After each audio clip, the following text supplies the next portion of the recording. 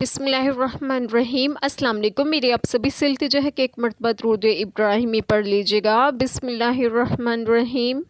اللہم صلی علی محمد وعلی آل محمد کما صلیت علی ابراہیم وعلی آل ابراہیم انک حمید مجید۔ اللہم بارک علی محمد وعلی آل محمد کما بارکت علی ابراہیم وعلی آل ابراہیم انک حمید مجید۔ بسم اللہ الرحمن الرحیم۔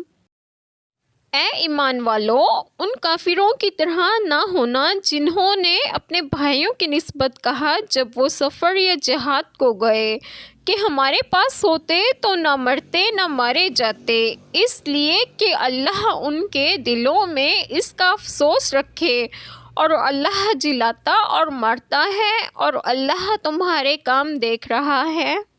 بسم اللہ الرحمن الرحیم۔ آج جو بات میں آپ لوگوں سے ڈسکس کروں گی وہ یہ ہے کہ یعنی ان کافروں جیسے مت ہو جانا، یعنی ابن ابی وغیرہ منافقین کی طرح جنہوں نے اپنے بھائیوں کی نسبت کہا تھا کہ وہ اس سفر میں گئے یا جہاد میں شہید ہو گئے، اگر وہ سب ہمارے پاس ہوتے تو ہرگز نہ مارے جاتے۔ بے شک موت و حیات اللہ تعالیٰ ہی کے اختیار میں ہے، وہ چاہے تو مسافر و غازی کو سلامت لائے اور محفوظ گھر میں بیٹھے ہوئے کو موت دے دے۔ ان منافقین کے پاس بیٹھ رہنا کیا کسی کو موت سے بچا سکتا ہے؟ اور جہاد میں جانے سے کب موت لازم ہے؟ اور اگر آدمی جہاد میں مارا جائے تو وہ شہادت گھر میں بیٹھ رہنے سے بدرجہ بہتر ہے۔ لہٰذا منافقین کا یہ قول بالکل باطل اور فریب ہے۔